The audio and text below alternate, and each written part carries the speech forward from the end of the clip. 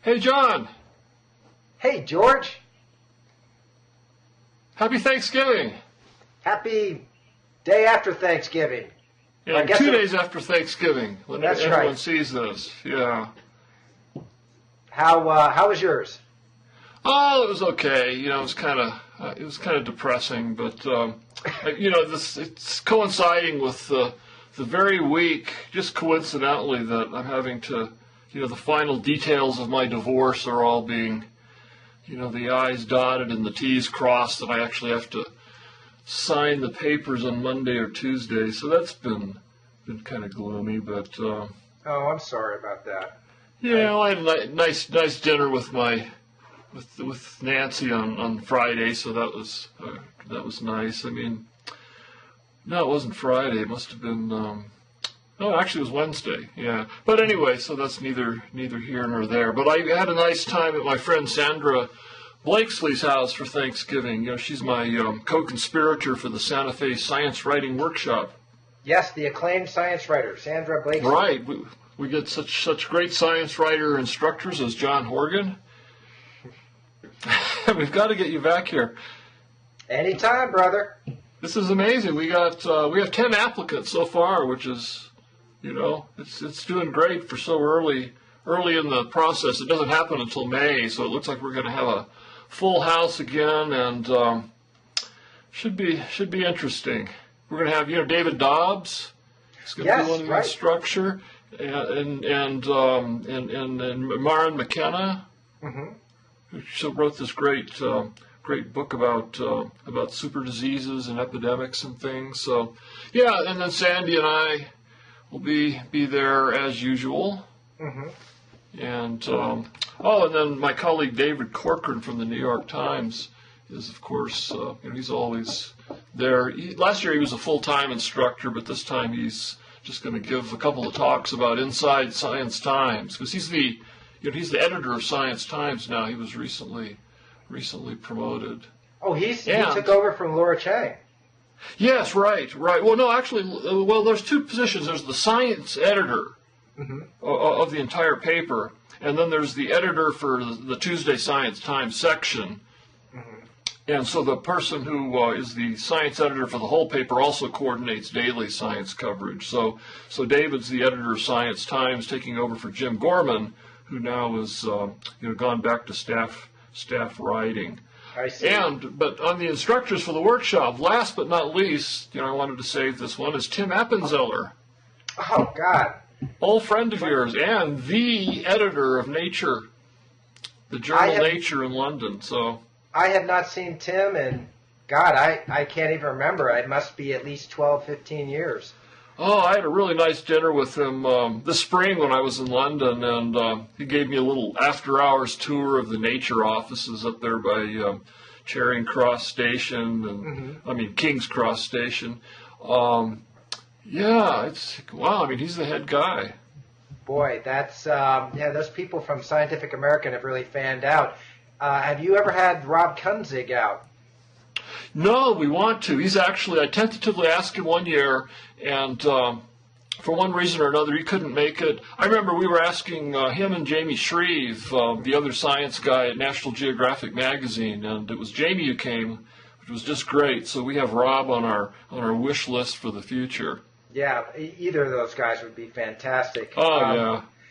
Hey, George, I don't know if this is appropriate, but that never stopped me before. So no. I want to suggest a movie I just saw that really had a huge impact on me. I'm really sort of still mulling it over. I saw it last night. It's called Melancholia.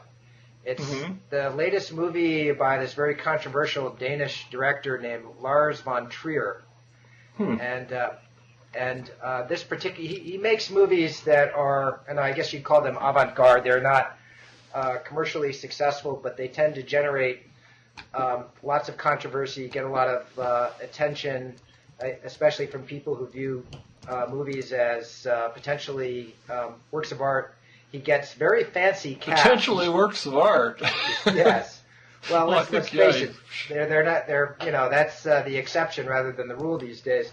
I see what you're saying. Yeah. Well, is this the one with Kirsten Dunst and yes. Charlotte Rampling? I just Googled it, and it's showing locally at the Center for Contemporary Arts on Old Pecos Trail. I highly recommend, so you recommend it. I just saw it on demand, so I just saw it on a television. I think it would be much better on a screen. Just very briefly, the story is about Kirsten Dunst is an artist. I guess she works for a magazine, so she's in the commercial world, but she's unhappy with that. And she is, she's mentally ill in some way. I think I would describe it as psychotically depressed. But she's got the kind of depression that is the way the film characterizes it.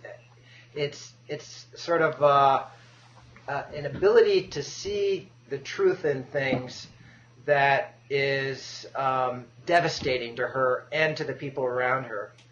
And so that the first part of the movie gives you this portrait of her actually on her wedding day, and it goes catastrophically wrong. And then the second half of the movie is about the approach of another planet toward Earth. It's called Melancholia. Oh. It's the two stories of the potential destruction of the Earth and all of humanity, obviously, along with it, and this sort of painfully self-aware person, her odyssey down into hell, are intertwined in a way that is just completely unlike anything I've ever seen before, and it really got under my skin, I gotta say. So, wow, this sounds great.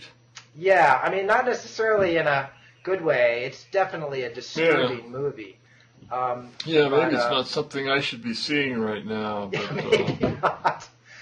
I don't know, except it kind of exalts.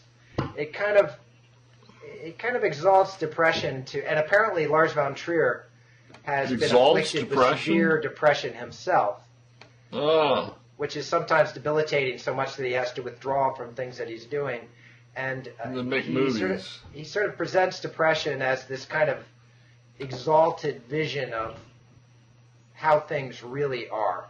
Well, maybe that's different from my depression, but I don't think it's too exalted. But maybe that's something to aspire to. Put that on the back burner then.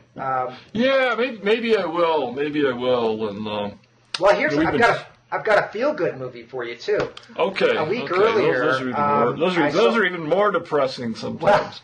Well, this one is really it's kind of sublime silliness. It's and I must admit, Valerie dragged me to this. I wasn't eager to see it. It's Puss in Boots in 3D.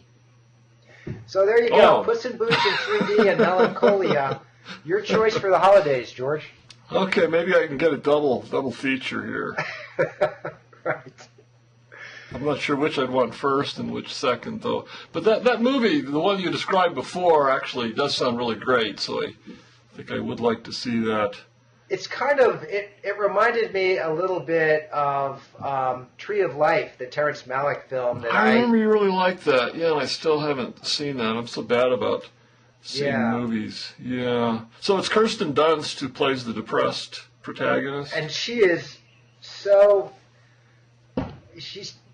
brilliant. I don't think I've ever seen a portrayal of mental illness that was this total and really moving and not romanticizing it at all.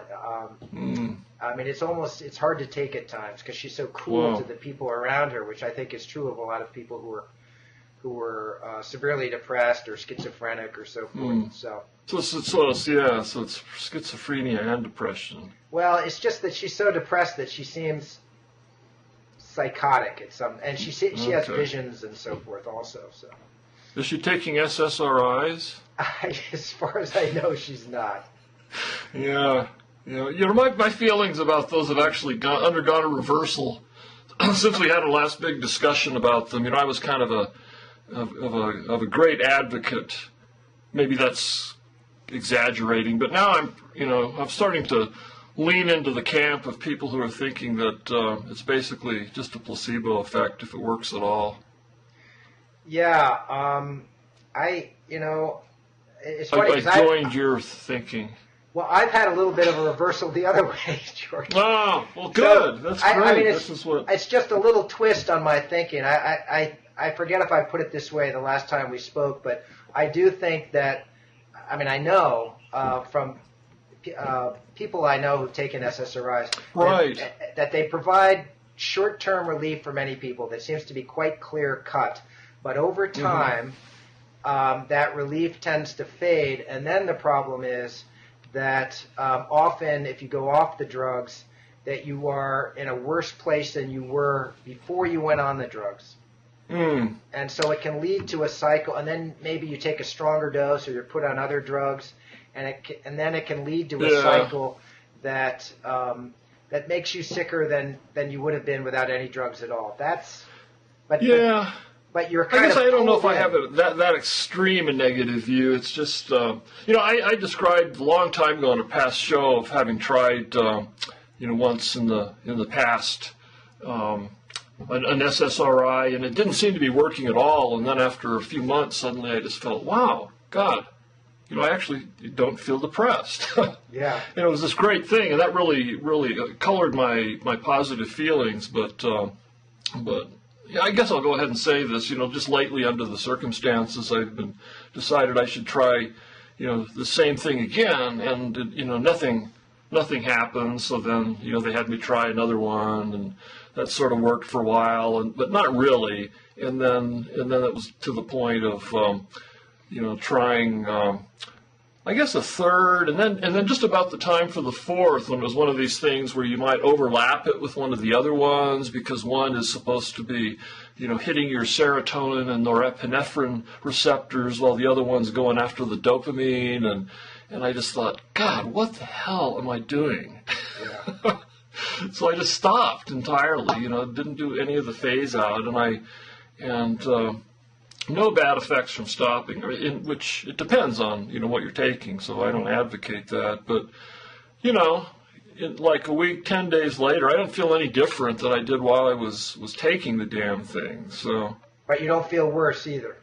No, I don't feel worse at all. In fact, I think maybe I feel a little better. But well, that's great. I'm really glad, because what worries me is the kind of rebound withdrawal effect that a lot of people have. Yeah, I'm not getting that at all. It's just sort of like one less thing to have to fool with. But so I don't know. But again, I've been describing this to some of my friends, and they're saying, "Oh, that's so strange," because I have this friend who was taking, started taking them when her boyfriend died or something, and it really helped her, and I know all these people who really feel that it has helped. So you just can't argue with subjective experience past a certain point. And I once felt that too, and now I've completely switched to thinking it's just And then just the way they come up with ways to extend the non-genericity, is that a word, of the drugs by tweaking a couple of molecules. Or there's one where they find that one stereoisomer of a certain compound seems to be the effective one, which is true, I guess, for any organic molecule. So then they figure out a way to make the same drug so that it only has the active stereoisomer, the left-hand, right-hand molecules, and filters out the others. And then, then they pay for this, and yet it's not, anything like clear from the studies that they do that this actually makes any difference, except conceptually it seems that it should, but it's not so clear that it really does. But anyway, I just, George, got off in a tangent I hope there. you're not turning into an anti-medicine crank like I am. I'm sure there's no danger of that. No. And actually, the last time we had this discussion, I did some background reading on the evidence they have that that these drugs are really doing something like the story they tell about them. That they're reducing the amount of serotonin reuptake, and that by inhibiting that, you're having more serotonin sloshing around in your neurons, and that this is correlated with being less depressed. And one thing that, I really gotten to the point from, after reading some things like Louis Menand's article within the last year in the New Yorker, that basically there was no reason to believe any of this was true, and it was all just mythology, and it was a little like, treating depression or like fixing a computer by dumping, motor oil onto the chips and trying different types of motor oil and seeing which seemed to have the least bad effect. But when you really look at the studies, there is, quite a good case that these are doing something to regulate these classes of neurotransmitters, and that this may have something to do with depression. But I'm much less persuaded than I was before that any of this is happening, except in just the most rough, slipshod kind of manner. And then again, the huge amount of the good reports may well be placebo effects. Yeah, it's funny you mentioned the serotonin regulation model, or in schizophrenia, it's often the dopamine regulation model, because my reading of the literature lately is that even the hardcore defenders of those theories, and by extension defenders of the value of psychiatric drugs, are not defending those theoretical justifications for the drugs anymore. Yeah. So that the serotonin model and the dopamine model, which are pretty similar to each other, are losing support. So there are people who are coming up with other theories for why the drugs they are effective. Losing support. Yeah, but but it's not like it's just. I mean, it sounded for a while like almost, as if people were saying that there was no clinical evidence or laboratory evidence for any of this. I mean, you can show in a dish, that something is inhibiting serotonin reuptake or norepinephrine uptake, and then you can show that very depressed people have more breakdown products of these neurotransmitters in their spinal fluid, which would indicate a possible deficiency. But of course, what they don't do, at least to my awareness, is put someone on one of these drugs and before and after do real-time monitoring of the actual levels of the neurotransmitters. If there were a way that you could do that on a routine basis, and then you could tweak people's little neurotransmitters on a little computer terminal, and do little micro dose adjustments, and so the future may be much better, but right now it just seems awfully certainly hope so. slipshod. Hey, listen, I really wanted to talk about, and I know you do as well, about another hideously complicated set of diseases, cancer. Before that, I wanted to briefly mention that a really great scientist just died this week, Lynn Margulis. So I just thought we should honor her passing briefly. I wrote something. She was a character in my book, The End of Science, and so I kind of rewrote that and posted it on Scientific American yesterday. So I'll post a link on that. She was a really interesting person because she first of all, she was married briefly to Carl Sagan, the great science popularizer, astronomer, and so forth, and they were like the supreme power couple in science for a while, and they were divorced. I don't know, it must have been back in the 80s or so, and then but Margulis was famous for having proposed, I think, beginning in the late 1960s, that cells, that the most primitive cells, prokaryotes, which don't have a nucleus, could have become eukaryotes, which are the cells that we're made of, cells that do have a nucleus, that are much more complex, by fusing or by cannibalizing each other. So one prokaryote would have somehow absorbed another prokaryote, and that smaller one became the nucleus of the larger one, and it was ridiculed at first, and now it is part of dogma of the theory of evolution. Yeah, this is totally mainstream. The great example to me has always been the mitochondria, where our cells have these little structures called mitochondria, and then just these really good arguments that these were actually separate little freestanding existing cells that were like absorbed, into the eukaryote, and then you have this little organ that's very good at pumping out energy, doing the ADP ATP thing, and then the mitochondria has its own separate DNA, right? Yes. So the mitochondrial DNA that they use to trace the lineage of the human race back to the so-called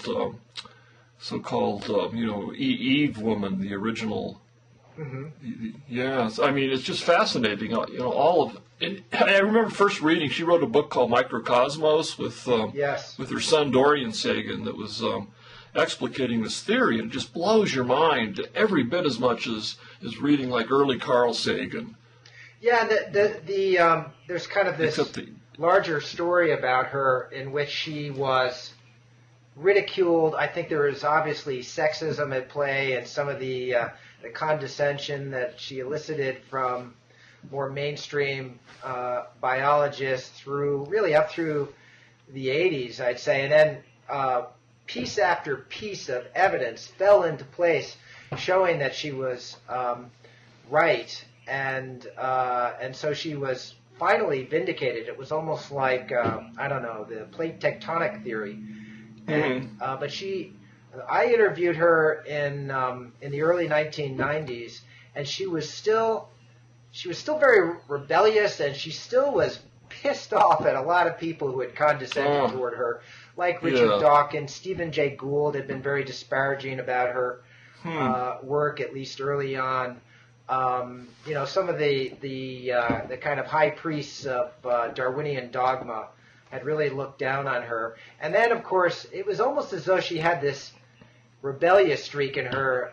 She just gained acceptance for that, and the big shot male scientists are patting her on the head, and then she became an advocate of Gaia, this theory that had been proposed by she James really Lovelock. went off on that, right? Yeah. The Julian Lovelock thing, and the Earth is like, it's just one of those things where it depends on what level you take it. On a metaphorical level, it can be a really useful way to think about any kind of system of physical systems any kind of complex of physical systems that have co-evolved and have come up with this, stable anti-entropic structure, like life on Earth. But are you saying she took it more into the semi-mystical kind of realms like Lovelock? When I spoke to her, she was very adamant that she did not believe that the Earth itself is one kind of gigantic organism, and she rejected some of the kind of woo-woo part of Gaia. And yet, actually, one thing I liked about her writing is that she could be very poetic and kind of quasi-spiritual in the way that she talked about life, in a way that I thought was perfectly appropriate. And she also liked to emphasize all that modern biology does not understand fully about life. So I saw her as an interesting figure. She reminded me of other scientific rebels like Fred Hoyle, for example, the great British astronomer, who kind of vacillated between being successful mainstream figures.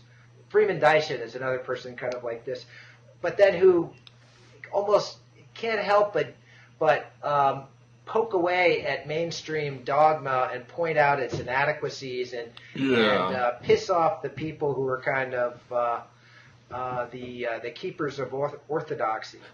Hoyle's kind of an extreme, even beyond Dyson, version of that, though, right? I mean, he got to the point where he was denying evolution. Making the same kind of argument. Big Bang Theory, but one of the ironies is that he helped work out the physics. Oh, well, the Big Bang Theory, for sure. Yeah, right. I mean, he's the one who actually named it the Big Bang in a BBC radio interview, right? Right. But he was doing this disparagingly, like, oh, well, yes, so maybe the universe began with a Big Bang. Right. And then it caught on, and then he was like pushing steady state. But then later he was pushing this idea of the impossibility of the complexity of life as rising through evolution as being as unlikely as a tornado sweeping through a junkyard and assembling a 747. He thought that he had a kind of soft version of intelligent design. Yeah, exactly. I mean, that's the kind of thing you'd hear even from even pre-intelligent design, just creationist. I mean, it's the same thing, but less sophisticated arguments, and then this whole panspermia thing. And I find people like that. You're right. He's definitely more extreme than Lynn Margulis, but there are certain scientists, and they include the greatest scientists who ever lived, who have there's part of them that has been extremely successful, and they shaped modern science. Their work was totally accepted. And then there's another part of them that often tries to, where they're mavericks, they're rebels, and sometimes their ideas are considered to be beyond the pale. And there was a little bit, and it's almost this kind of personality dynamic at work in some of these people. And let me give another product plug here very quickly, and then we definitely should get on to cancer. I've been thinking about this issue. Other things. Yeah, I've been thinking about this, the issue of, cranks versus experts, or rebels versus authoritarians in science. Right. Because a mutual friend of ours, Margaret Wertheim, wrote a great book that just came out called Physics on the Fringe. Right. About what she calls outsider physicists. Mm-hmm. These people that send manuscripts to you and me and other science writers in which they claim that they've proven that Einstein was wrong, and they have a completely alternative picture of reality. Yeah. And the fact Margaret goes way back and shows that these people have been around for centuries, actually. I mean, a couple of centuries ago, they were saying that Newton was wrong instead of Einstein was wrong. Yeah. And then she also shows that lots of mainstream physicists at the top institutions around the world are saying things that, according to certain standards of what counts as science, could be considered as cranky. Yeah, yeah. So where do you draw the line? Yeah. Where do you draw the line? Yeah.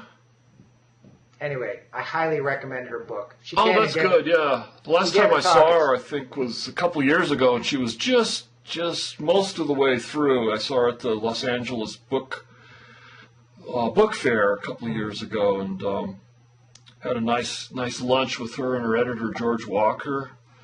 Yeah. Not George Walker, George Gibson from Walker, and they were both very excited about the book, and then, so it was still 2 years away, and now here it is, so... Yeah. So that's great. She's relieved, and the book is terrific. She gave a great talk at Stevens 2 weeks ago, and does she profile the cranks? She profiles one crank or outsider, she calls them. Sorry, we are already prejudging the. That's right. She profiles this one guy named Jim Carter who runs a trailer park in the backwoods of Washington State. And he's just this really entertaining guy. He's got a theory that he tries to provide evidence for by building a smoke ring machine. He says that all of reality is made out of these kind of springy coils that are made out of smaller springy coils. So it's like spring theory, essentially. Spring theory! Spring theory. Are there super springs? That he didn't coin that term himself, but he certainly should have.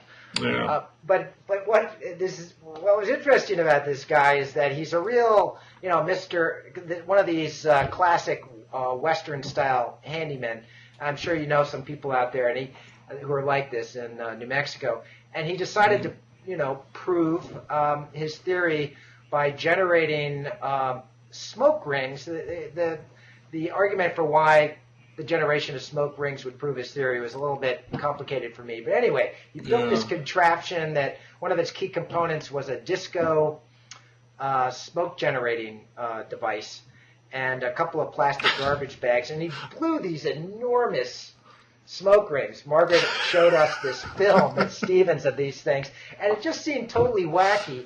And then she revealed that some of the greatest scientists of the 19th century, including Lord Kelvin and Maxwell, and I think Helmholtz, the German physicist, were also obsessed with smoke rings and thought that smoke rings could provide a kind of key to understanding the basic structure of matter, which at the time some of them thought would be explained by fluid dynamics.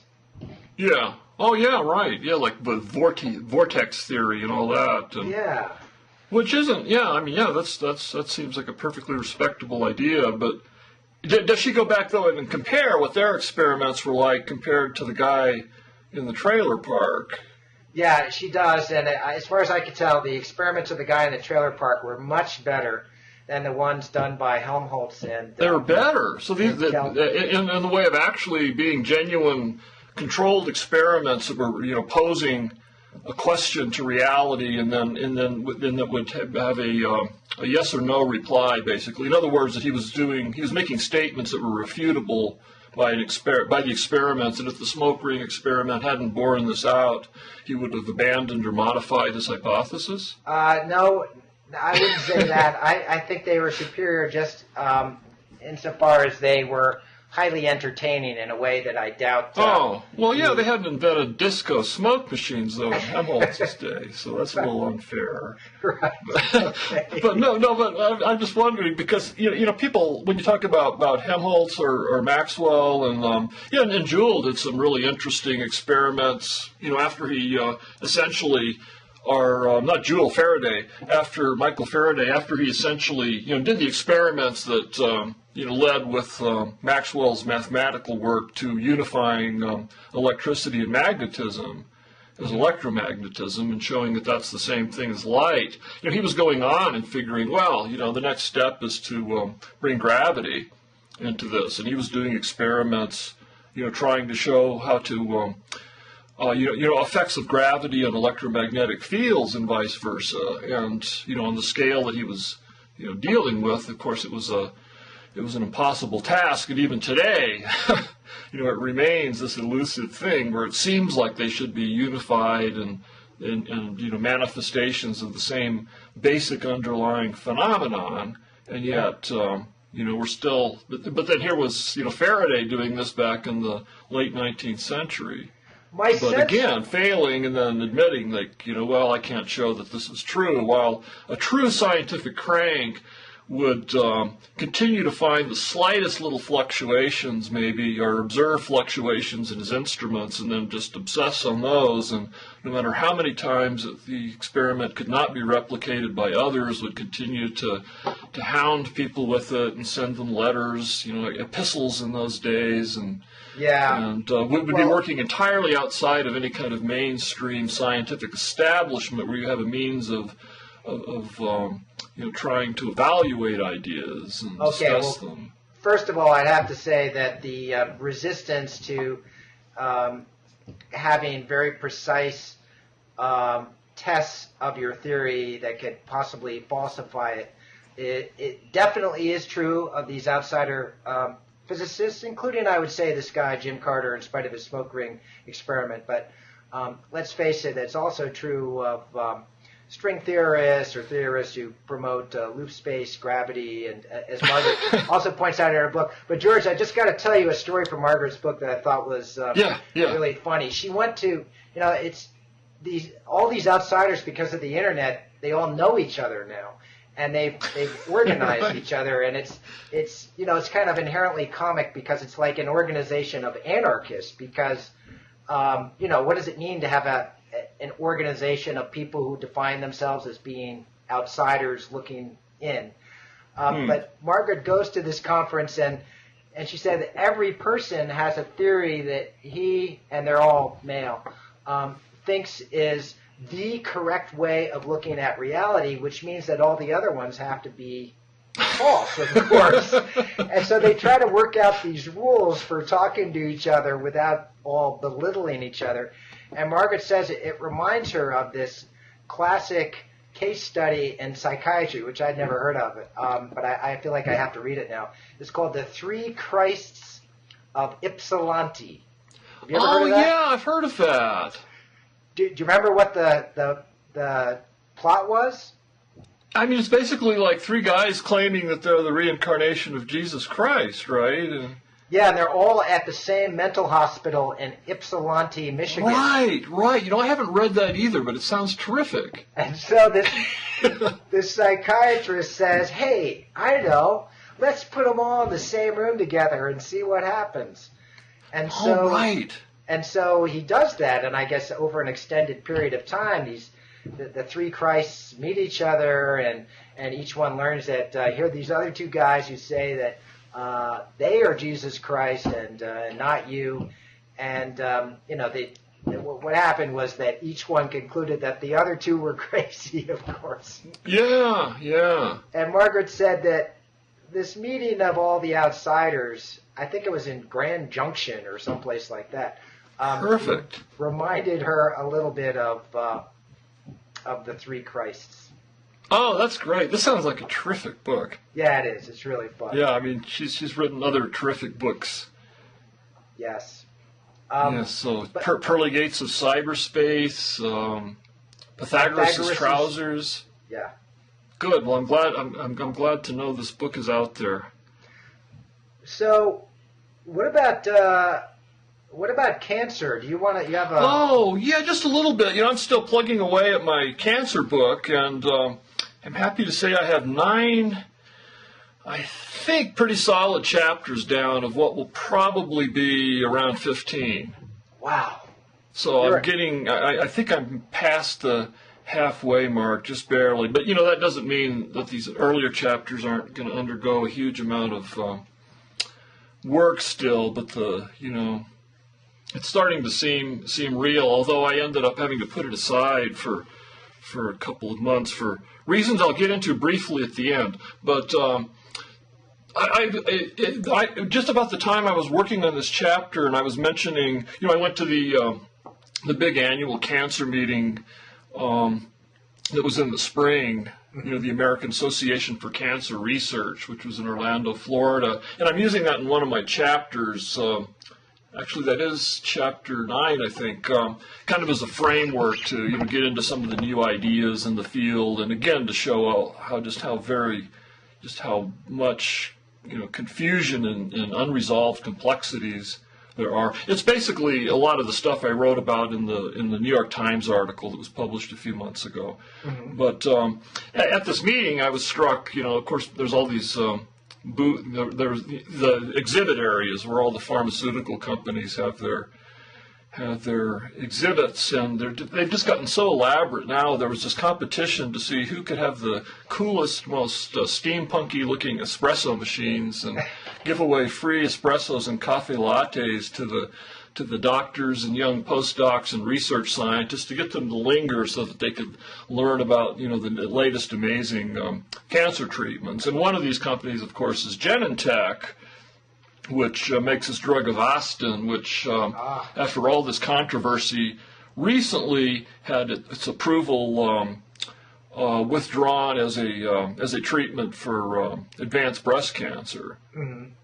And Avastin, and that reminded me, while I was writing this chapter, that Avastin was one of these drugs that were supposed to work by interfering with angiogenesis. So, the stage where a tumor in your body, like this little creature, is evolving all of these survival talents, and one of them that it evolves is the ability to grow its own little blood vessels and hook vampire-like into your circulatory system.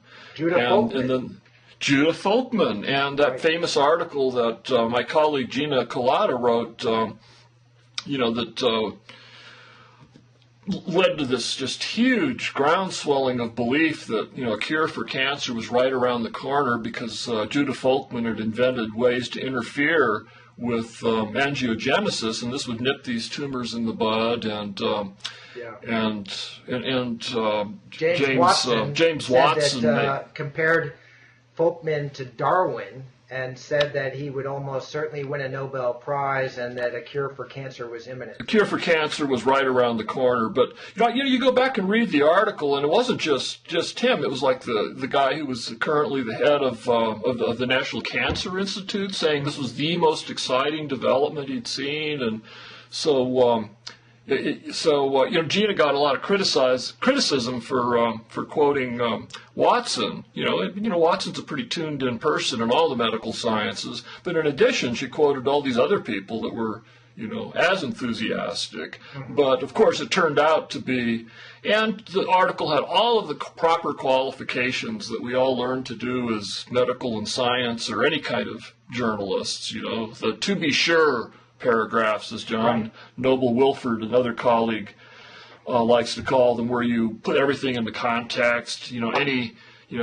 What works in animal experiments won't necessarily work in human experiments. Practical applications are many centuries, if not millennia off.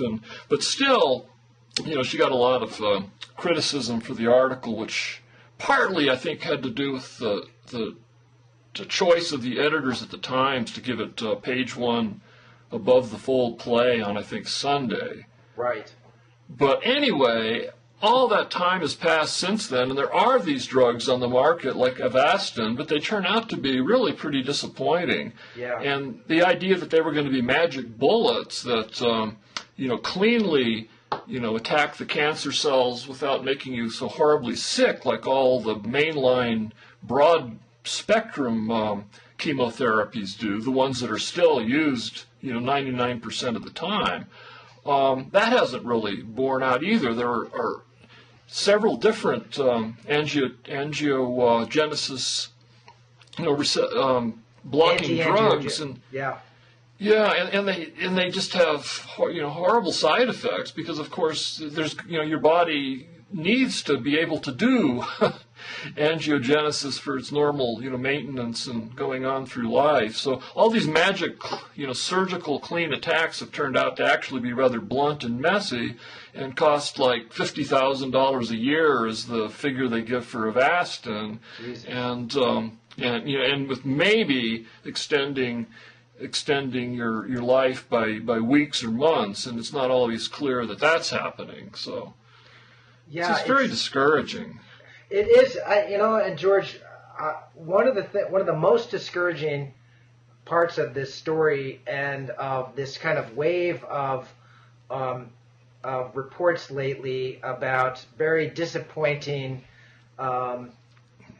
minimal benefits, if any benefits at all, from either treatments for cancer or tests for cancer, is the reaction of you expect the Genentech to be upset by the decision of the FDA on Avastin because they're making a lot of money on it. But there are doctors and also patient groups that are coming forward and saying it's outrageous that they should be denied the right to get these drugs and have it paid for by insurance companies.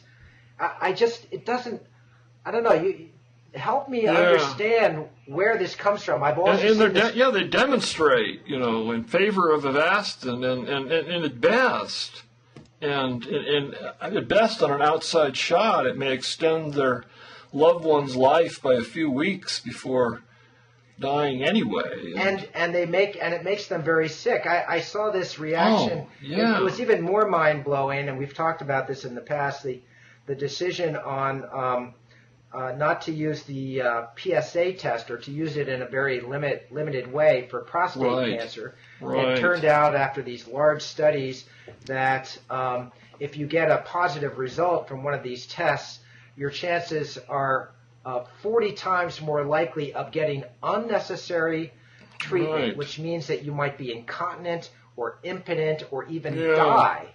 And get radiation poisoning from the treatment for your supposed cancer, then 40 times more likely than actually having your life extended by getting your cancer early. And to me, and then there are people who are outraged that this federal health panel is saying we shouldn't be using this test So yeah, one was the same with the with breast cancer screening below a certain age, and right. And of course, it depends on how, I mean, if the false positives, result in unnecessary anguish, that's really bad, but, probably tolerable if there's a good chance that the test might catch a certain number of, fatal or very serious cases of cancer. But yeah, then when the false positives lead to destructive treatments, it's so difficult, though, because there's just nothing stronger than the survival instinct, that's just, coded into our cells. The paradox is that why doesn't the survival instinct lead people to look at those statistics, which are so lopsided against some of these tests and treatments, and say, I don't want anything to do with that? Why? Yeah. I just don't understand the emotional. They think they might be the one, that a certain percentage of people are going. I'm speaking less of the tests now than of the treatments like Avastin, that they're going to be, one of the outliers for which this is really going to help them. And yet again, what that means is a few more months of life, and is a few more months of life, really worth that? I mean, it's hard for any of us to say who aren't facing that, but maybe a few more months of life to someone with a sure death sentence seems like an infinite amount of time. A few more months of life, though, that might be severely degraded in terms of the the studies take that into account, like it's like extending your life, and with the tumor actually in remission, and so it's not just saying that extending your life into the worst possible conditions. And then of course a huge part of it is the belief that who's to say during those few months that suddenly out of the blue, it'll turn out this laboratory's been working on this other drug, and this is the one that's actually going to do it. And aren't you glad you got those extra few months, because now you get this injection and you're going to be okay, or okay for 6 more months this time while the next drug comes out. But, it turns out that isn't what happens. But you can see getting locked into that mindset. The logic there, but it still doesn't make sense to me, especially since then you also have, when it comes to the tests, once you get tested, get that positive test, your life changes. You have this potential death sentence hanging over you. I want to, we've talked about testing in the past, and I remember you held up tests for colon cancer as kind of the gold standard, a test that actually does save lives. And I just want to, I will bet you anything that we are going to have big studies that come out and show that colonoscopies, for example, also are no more beneficial than mammograms and prostate cancer tests have turned out to be for people in certain age groups. There's a big article that was just published in the British Journal of Medicine that basically said that, and this actually applies to all cancers, but they were just looking at colonoscopies. It said that, yes, there are studies that show that if you get colonoscopies, that it can extend your life a little bit, that people who don't get the tests are slightly more likely to die at an earlier age of colon cancer than people who do get the tests.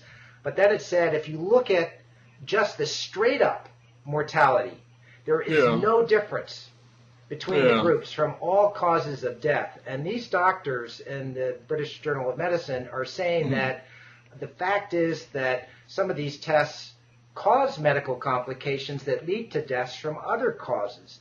And which is true of everything. Sorry, go ahead.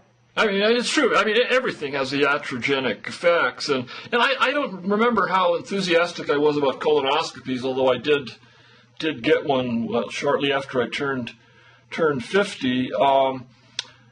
But, the thing is, when all these studies, so much gets washed out when they say, well, let's compare how many people, are alive, or what their longevity was between people who didn't get the test and did get the test. But then you find the individual cases where so much you just can't know, because one of the great things about colonoscopies is while it's going on, the doctor can see, like the little, what could be considered a precancerous polyp or a dysplasia, or in any case, basically a cell that's taken a certain number of little genetic hits. And, our cells are constantly, getting all of these genetic hits, these mutations. And if you accumulate a certain number of a certain type, the cell can go renegade and become cancerous.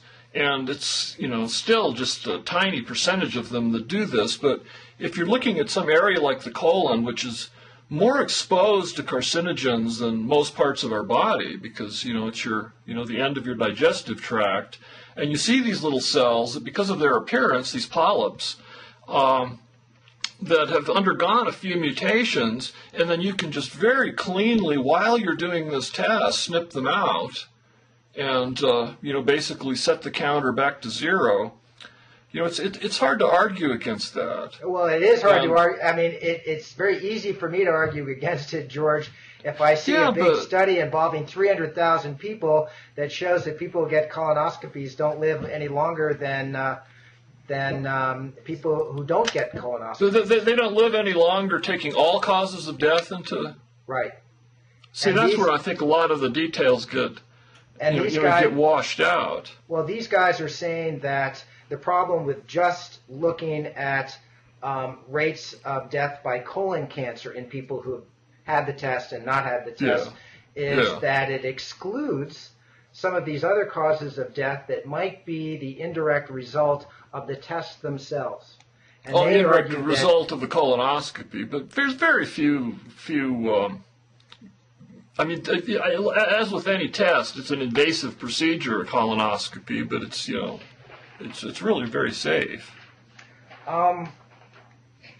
Anyway, mark my words, we are going to see a big revision on tests for colon cancer as well in the future. I think this is a major wave that is making its way through medicine right now, where we are, I hope, really beginning to question the value of routine screening of healthy people for cancer and other diseases, which I think is, on balance, has not made us healthier. I think it's added to the cost of our health but it care. almost sounds like you're against it in principle. I mean, it's one thing saying that, these early tests, we're still just so early in our understanding of cancer and the mechanisms and causes. And, the early tests, very much so seem to, in many cases, they're being shown up to be, not just useless, but, possibly harmful. But, that doesn't mean that the idea in general of coming up with ways of screening people for identifying, some disease like cancer that's just so debilitating, and then being able to nip it in the bud. I mean, that's a great thing that they should be continuing to try and refining the tests. And it's true that it gets distorted by, just our whole, just the whole way the medical economic structure works now, with all these incentives to, to test more than might be needed, and also just the human nature of, well, just to be sure, let's err on the side of caution, and not realizing that erring on the side of caution can, not be the most prudent course. But I don't know. To me, it's just... There was an article you sent me a link to that I'd actually read that I think is relevant to this discussion. It was a terrific article. Listen, I'm such a big Gina Colada fan. She has, she just mentioned she took a lot of grief for that piece that she wrote about Judah Folkman's anti-angiogenesis technique, whenever that was, 15 or 16 years ago. But she is just a kick-ass journalist. She's very aggressive and tough, particularly on medical stories. This was a really interesting piece. It's called Cancer or Weird Cells, which sounds deadlier. I'm sure you probably know all about this already. It's basically saying that there's some physicians now who think that we should get rid of the word cancer, at least as applied to a lot of different medical situations, because there's such an enormous variety of cell types and mutations that now are put under the umbrella of cancer. And the problem is is that a lot of these things never lead to malignant, deadly cancers that really require aggressive intervention. Right. And the problem with our screening tests now is that they are just coming up with a positive result for cancer, even though often the doctor is giving you the qualifications that it's stage 1 or 2 and so forth. Or stage 0, even they call it. Yeah, I didn't even realize there was a stage 0. Yeah, I didn't either, actually, until I read Gina's article. Yeah, and the fact is that many of these things, if they had never been detected, would never have led to a serious life-threatening disease. And yeah, it's true. And almost every time you went out and drove on the highway at night with your headlights off, you would have survived and not worn your seatbelt. But the thing is, I mean, it's an interesting idea, and the term has existed, forever. Dysplasia, and these are cells that are distorted because of these very mutations that can accumulate in certain clusters, certain patterns, and cause cancer. So it's true that if you find dysplasic cervical cells, that this is part of the same phenomenon of cancer, and that widely believed that these cells could, if they get additional genetic hits of the right type, lead to cervical cancer, which is a horrible thing. So it makes perfect sense to screen for these and to remove them and, essentially set the counter, back to 0, because you're always going to be accumulating these mutations. Now, psychologically, maybe it makes sense not to say you have pre-cancer, but you have, dysplasia or other precancerous conditions, like with esophageal cancer. People often first get something called Barrett's esophagus, where essentially the stomach acid, often this is acid reflux, the stomach acid sloshing up out of your stomach onto your esophagus is slowly kind of transforming esophageal cells into stomach cells. They're undergoing these little mutations because of the irritation, and a certain percentage of these cases lead to something called Barrett's esophagus, where you get some really painful consequences of the cellular dysplasia, and a certain percentage of those cases lead to esophageal cancer, another horrible thing. But it's true that it's not cancer. It's not cancer per se, but it is true that it's pre-cancer. But I can see the point of Gina's essay that maybe for psychological reasons it's good not to use that term, because often the chances are on your side that it won't become actual cancer. I think what it means is that we should completely rethink our so-called preventive medicine measures and the idea of trying to catch these diseases earlier, because I think this overdiagnosis is at least partially responsible for the fact that Americans are paying vastly more than anybody else in the world for health care per capita and are getting absolutely crappy health care in return overall. And test overdiagnosis, and it's not just greedy doctors and testing companies; it's consumers who are driving this as well. Well, no, it's endemic in the system, and it's almost endemic in any system where you have marketplace forces driving healthcare, and combined with the fact that the fear of disease and dying, which is very real, and erring on the side of caution, even if it's not really erring on the side of caution. I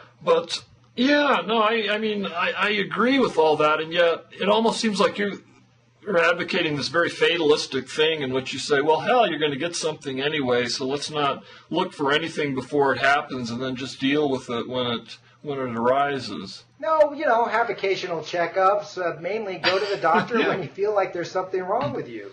Instead of going in there, it's like taking your car into a mechanic when there's nothing wrong with it. That's nobody in their right mind would do that, and yet. But what do you mean? Everyone does that constantly. They get their oil changed, Yeah, but every when 3 I get my months. oil changed, I Once might have a year my, is enough usually. Actually, I've got one of the only completely honest mechanics in the country. I would trust him. If only you could find a doctor like that, John. If only.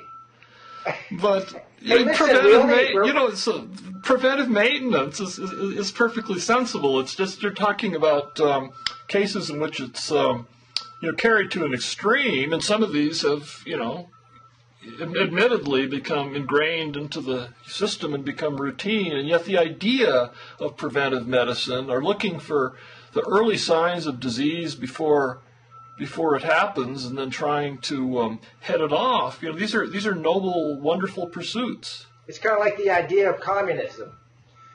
Great idea. Communism. I'm sorry. Well, how about just letting like polio epidemics, run their course and don't worry about them until you have, thousands of people stricken with this disease, instead of using vaccines to prevent them, because there's a possibility that the vaccines will have any iatrogenic effects. In fact, they do. A certain percentage of people, especially from live virus polio vaccines like the Sabin vaccine, do get polio. It's very, very rare, and it's considered so vanishingly unlikely that it's totally worth it, so as not to have polio endemic in our civilization again. But it's still there. I am a supporter of most vaccines. I'm very down on the human papilloma vaccine. Wait, why are you down on that? Human papillomavirus vaccine for children, because I think that the benefits do not outweigh the not so much the risks, but the enormous costs. I think we should be putting our precious healthcare resources into other problems. But of course I agree. One reason why everybody around the world lives so long these days is because there are these amazing medical advances. But in this country, clearly, we have gotten to the point where we're treating ourselves and testing ourselves to death, and it's gotten to the point where it's not good for us anymore, and it's certainly costing way too much. Yeah. But let's just. I just want to point out we're at 1:02 now. We could either talk. I want to hear about your trip to India, but if we could. Okay. Yeah. Me too. Yeah. I mean, this is all. Yeah. So just to give you a sense of what I've been doing, other than being buried in this book, is I may have mentioned before that I was doing this article for National Geographic magazine that involved them sending me to India, and it's a story about archaeology, and I think I can talk a little bit about it. I mean, I'm just now finishing the draft, so of course it won't appear for probably another year, but at least I finally got to go to India. This was supposed to happen last spring, and then there were problems with Indian customs, because the very quick story is that there are this group of archaeologists and architects and historical preservationists based in Glasgow, Scotland, and they're part of this international effort to go around to endangered cultural sites and scan them with these really super high-resolution laser scanners and produce these 3D models that are precise down to a few millimeters. In fact, in the most extreme cases, they can do sub-millimeter resolution, but so far that's too time-consuming. So they've done places like everything from Mount Rushmore and Taos Pueblo here in the United States.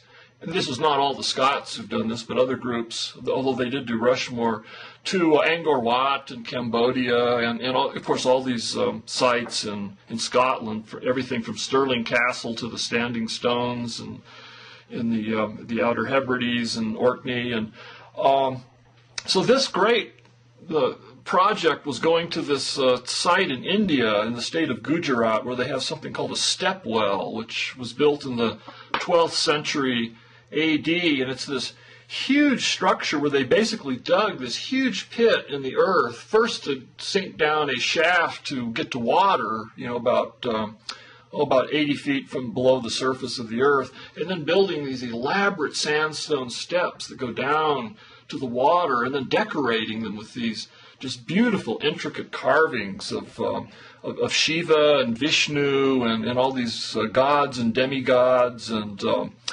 very, very spectacular and very much off the beaten Western tourist trail. I mean, there were a lot of like buses of Indian school kids coming to see it. But anyway, so I went there for a week and just to hang out with these archaeologists while they're setting up this high-tech equipment and scanning all of this, and then watching them slowly put together this 3D model. And it was just an amazingly interesting diversion from the sort of things I usually write about and usually do. And oh God, it brings up all that kinds sounds really cool.